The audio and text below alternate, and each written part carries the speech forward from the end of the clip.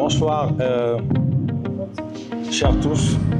Bonsoir, mesdames, mesdemoiselles de la presse.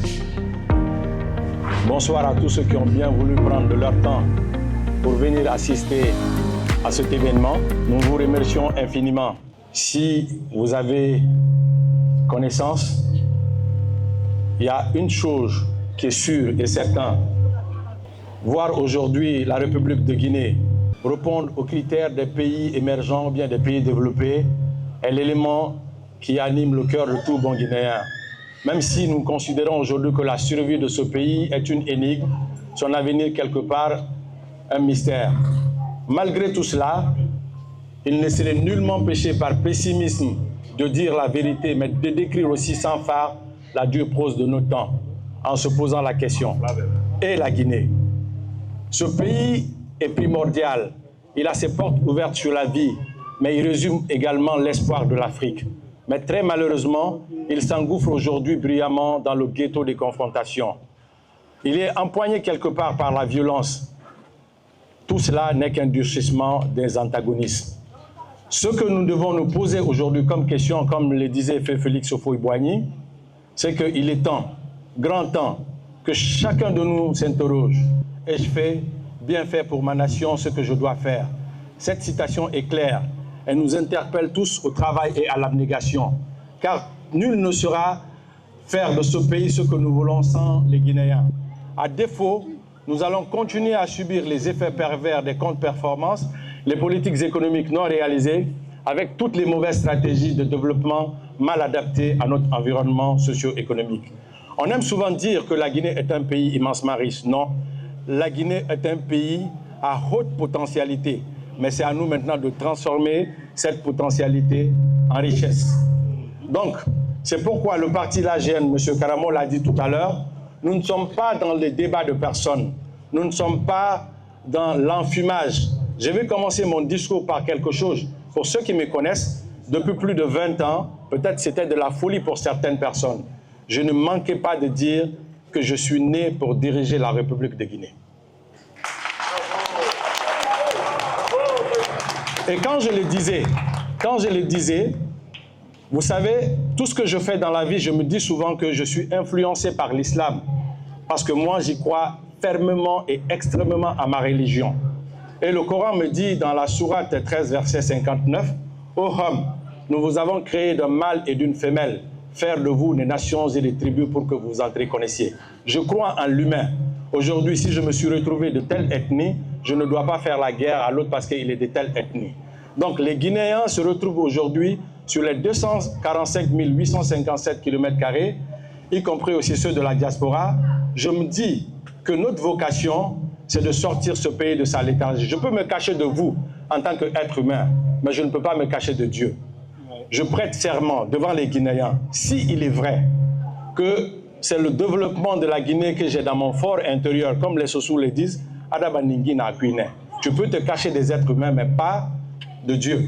Si c'est vrai que ma volonté est sincère, ça va prendre le temps que ça va prendre, mais que je sois le président de la République de Guinée. Nous, notre vocation, c'est de démontrer aux Guinéens, pas les discours creux, pour dire on va vous donner l'eau, on va vous donner l'électricité, on va vous donner les routes, on va vous donner des bons salaires, mais sans être capable de démontrer par quel mécanisme il faut donner. C'est ça la particularité de l'AGN. Nous ne venons pas en politique parce que seulement il faut essayer de poser les communautés, vendre du rêve, mais nous venons en politique parce que tout simplement, nous avons un programme de société, nous avons un programme de gouvernance, nous avons les capacités de mobilisation des recettes pour que les Guinéens puissent être heureux. Comment est-ce que nous allons mobiliser les recettes? J'aime souvent le dire, un pays qui veut se développer, un pays qui veut aller de l'avant, est un pays égoïste, est un pays protecteur, est un pays jaloux.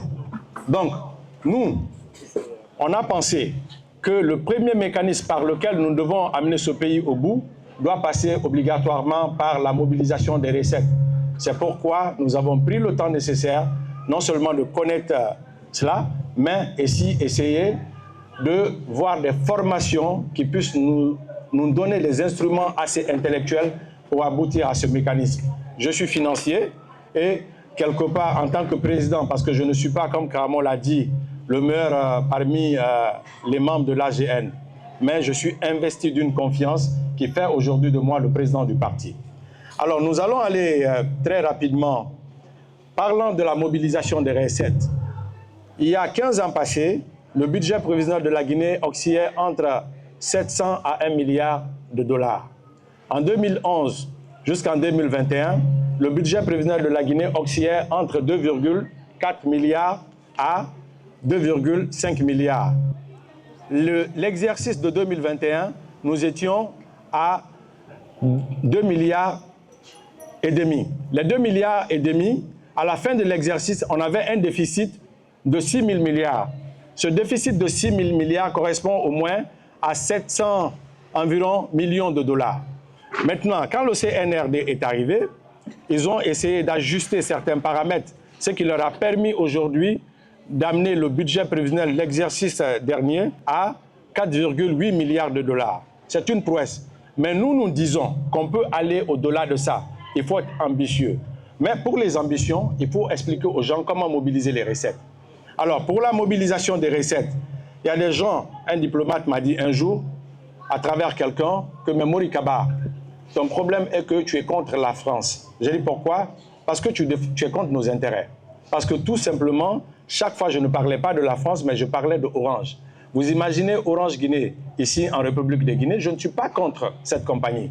Mais je me dis que quelque part, nous devons protéger nos ressources. Je me dis que Orange Money qu'il y a présentement en Guinée, je ne parle pas de Orange en tant que tel, mais Mobile Money qu'il y a en République de Guinée, si nous sommes ambitieux, nous pouvons réveiller la Sotelgui. Et quand on réveille la Sotelgui avec un budget seulement de 100 millions de dollars, à partir de là, on peut essayer de réveiller la Sotelgui. Imaginez, la douane fait 13 000 milliards de francs guinéens. Les impôts font au moins 12 000 milliards de francs guinéens. Quand vous ajoutez les deux, nous sommes à plus de 2,6 milliards de dollars. Vous imaginez, prendre 100 millions, injecter ça dans le secteur de la téléphonie, cela nous permet d'avoir une compagnie téléphonique. À partir de cette compagnie téléphonique-là, quand Mobile Money appartient au gouvernement guinéen, à partir de là, on peut mobiliser plus de 1,5 milliard de francs guinéens, seulement que dans Mobile Money. Vous comprenez? Quand vous prenez, par exemple, les impôts, dans mes travaux scientifiques, j'ai élevé quelque chose qu'on appelle le principe du triangle, c'est-à-dire les impôts, les créanciers, et puis par exemple aussi le trésor public. Donc quand vous prenez ces trois-là, vous imaginez que les agents des impôts qui vont sur le terrain, quand on réclame par exemple la créance de l'État, si l'État doit par exemple 100 millions, les 100 millions, on demande 30 millions pour nous qui sommes sur le terrain, on fait tomber 40 millions, et à partir de là, les 30 millions vont dans les caisses du Trésor. L'État a perdu combien? 70 millions. Les 70 millions là représentent au moins 2/3 de ce que nous devons avoir. Et quand vous prenez ça, vous avez déjà les 1,5 milliard que je viens de vous citer tout à l'heure là par rapport aux impôts. Vous multipliez ça par 3, vous avez déjà 4,5 milliards. Maintenant, là aussi c'est très petit. Après nos recherches, nous avons constaté que l'exploitation de l'or en République de Guinée rapporte aux multinationales plus de 12 milliards de dollars par an. Partout au monde, l'exploitation de l'or dans les pays sérieux, dans les pays ambitieux, est une propriété exclusive de l'État. Donc pourquoi pas la Guinée? Vous comprenez? Et je vais vous dire quelque chose. La Guinée, comme dans beaucoup de pays, lorsque les multinationales exportent les matières premières, le rapport qu'elles amènent, j'allais dire, à l'État, c'est ce que l'État prend et véhicule. Vous pensez que c'est comme ça que ça doit fonctionner? Hein? Imaginez que les 12 milliards de dollars, l'État ne gagne seulement que 10 milliards par an. Les 10 milliards par an, en 5 ans, représentent combien? 1,5 milliard. 10 milliards par an. Les 10 milliards, là, quand vous prenez seulement dans le secteur de l'or, vous multipliez ça par 10, ça fait 5, ça fait combien? 50 milliards, n'est-ce pas? Hein? Ok, les 50 milliards, je parle seulement que dans le secteur de l'or. Vous prenez l'or, les 50 milliards là. Vous prenez les fonctionnaires guinéens. Les fonctionnaires guinéens, nous sommes à 100 000 fonctionnaires. Les 100 000 fonctionnaires, selon le développement universel de la fonction publique, la proportionnalité doit aller à 2 à 3, jusqu'à 5% du taux de la population. La Guinée a 15 millions d'habitants. Les 15 millions d'habitants, 1% représente combien? 150 000, n'est-ce pas? On n'a pas 150 000 fonctionnaires. Nous avons ambitionné que dès notre première année, nous allons mettre un mécanisme en place pour recruter 150 autres 000 fonctionnaires, soit une augmentation de 150%. À partir de là, nous avons estimé que 45% aujourd'hui des enfants à l'âge d'aller à l'école ne vont pas parce que l'accès restreint aux services sociaux de base, c'est-à-dire la santé, l'éducation et l'alphabétisation, sont des réalités aujourd'hui en République de Guinée. Donc, à cet effet, on a besoin de recruter beaucoup d'enseignants, les orienter vers la médecine, la santé, l'école. Et à partir de là, les 250 000 fonctionnaires que nous allons avoir en République de Guinée, nous avons estimé que les 250 000 fonctionnaires, lorsque vous payez tous les fonctionnaires à $800 multiplié par 250 000 personnes, et vous multipliez ça par 12, vous multipliez 12 là par 5, cela correspond à 12 milliards de dollars. Les 12 milliards de dollars là, quand vous déduisez ça dans les 50 milliards, ça va vous rester 38 milliards. Avec les 38 milliards, vous faites 5 000 km de route. Les 5 000 km de route correspondent à 6,5 milliards de dollars. Vous déduisez ça dans 38 milliards, il va vous rester combien? Il va vous rester 31,5 milliards de dollars, n'est-ce pas? Vous mettez en place une raffinerie, de l'exploitation de la bauxite en alumine, de l'alumine en aluminium. Il faut être ambitieux. Je l'ai dit, parce que l'ambition ne doit pas être demandée aux multinationales d'implanter les raffineries. Même si on met 1000 raffineries en Guinée, ce n'est pas la localité géographique qui compte, mais à qui ça appartient, ces raffineries. Donc il faudrait forcément que la Guinée utilise ses fonds pour avoir une raffinerie propre à elle qui va exploiter la bauxite de l'alumine en aluminium. Le chiffre que cela va vous donner, je vous donnerai ça tout à l'heure. Nous pensons que tout simplement l'exploitation de l'or doit être en grande partie la propriété, par exemple, de l'État guinéen. On ne peut pas continuer à laisser les multinationales à exploiter nos ressources et à créer une croissance extravertie.